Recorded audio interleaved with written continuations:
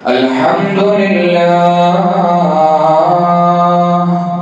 الذي أنعم علينا بالإيمان والإسلام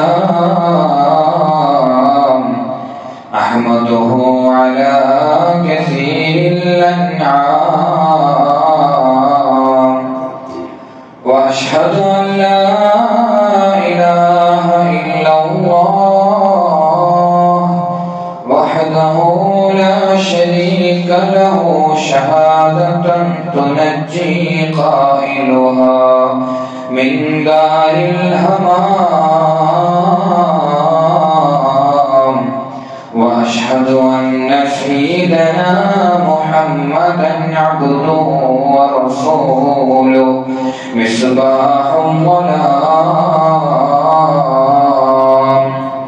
فأعوذ بالله من الشيطان الرجيم بسم الله الرحمن الرحيم إنا أعطيناك الكوثر فصل لربك وانهر إن شانئك هو الأبتر قال الله تعالى عز وجل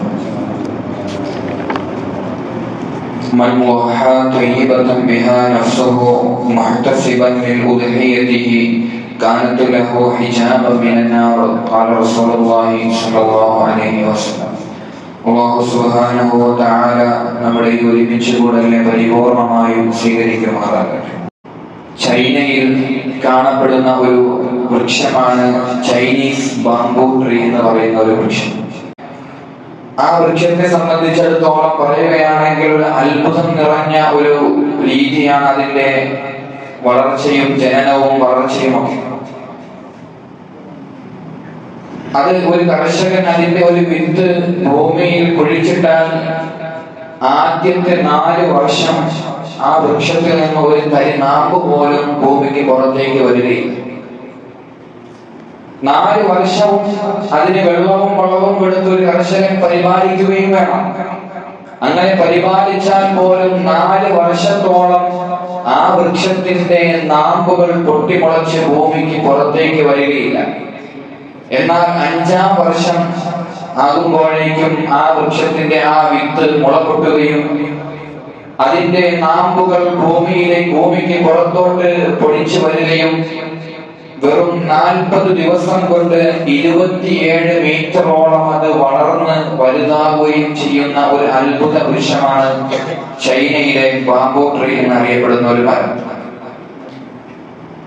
ഈ കഴിഞ്ഞ 4 വർഷവും ഒരു വിത്തലിൽ ഭൂമിയിൽ കുഴിച്ചിട്ടു അതിനുശേഷമുള്ള 4 വർഷവും യഥാർത്ഥത്തിൽ ആ ഒരു മരം അതിന്റെ വേരുകൾ ഭൂമിയിൽ ഇങ്ങനെ പിടിപ്പിക്കുന്നതിനുള്ള ഒരു തത്രപ്പാടിലായിരുന്നു. വേരുകൾ ഭൂമിയിൽ ഇങ്ങനെ ആഴ്ന്നിറങ്ങി ഭൂമിയിൽ നല്ലൊരു വേരുറപ്പിക്കേണ്ടുന്ന ഒരു സമയമായിരുന്നു ഈ വൃക്ഷത്തെ സംബന്ധിച്ചിടത്തോളം ആദ്യത്തെ 4 വർഷം. ഈ 4 വർഷവും ഒരു കർഷകൻ അതിൽ വളവും വെള്ളവും ഒക്കെ കൊടുത്തതിനെ പരിപാലിക്കണം.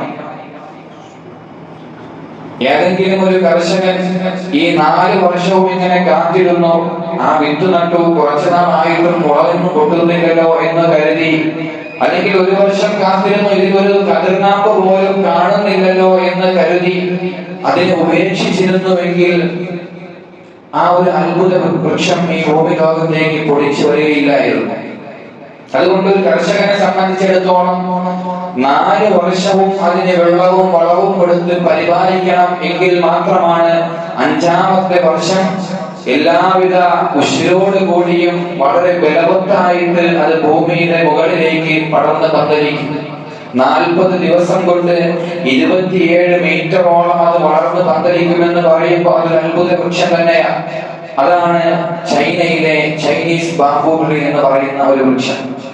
പ്രിയമുള്ള മുഅ്മിനീങ്ങളെ, ഞാൻ ഈ ഒരു ഉദാഹരണം, ഈ ഒരു വൃക്ഷത്തെ പറ്റി ഇവിടെ പറയാനുള്ള കാരണം, ഒരു മുഅ്മിനിനെ സംബന്ധിച്ചിടത്തോളം, ഒരു സത്യവിശ്വാസിയെ സംബന്ധിച്ചിടത്തോളം, ഒരു വിശ്വാസിയെ സംബന്ധിച്ചിടത്തോളം ഈ ഒരു വൃക്ഷം നമുക്ക് എല്ലാവർക്കും മാതൃകയാണ്.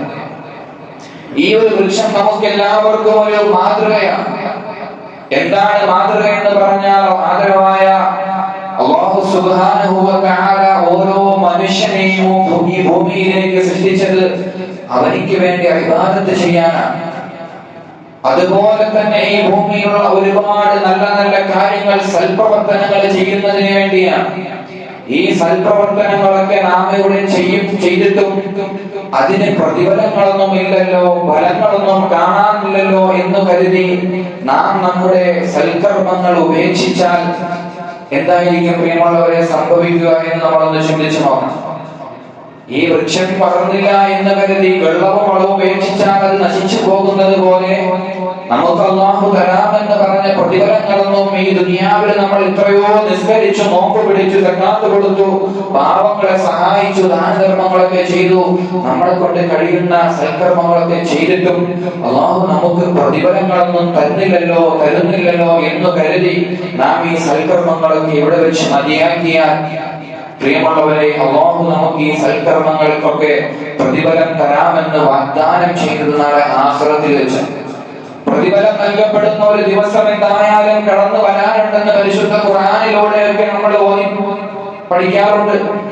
എന്തിനേറെ ദിവസേന നമ്മൾ എല്ലാ നമസ്കാരങ്ങളിലും ഓതുന്ന ഫാത്തിഹയിൽ തന്നെ പ്രതിഫലം നൽകപ്പെടുന്ന ദിവസത്തിന്റെ ഉടമ എന്ന് തന്നെ നമ്മൾ പറയാറുണ്ട്. അതിൽ നിന്നൊക്കെ വ്യക്തമാണ് നമ്മൾ ഈ ദുനിയാവിൽ ചെയ്തു കൂട്ടുന്ന സകലമായ നന്മകൾക്കും പ്രതിഫലം തരുന്ന ഒരു ദിവസമുണ്ട് എന്നുള്ളത്. അതുകൊണ്ട് പ്രിയമുള്ളവരെ, ഈ ദുനിയാവിനെ സംബന്ധിച്ചിടത്തോളം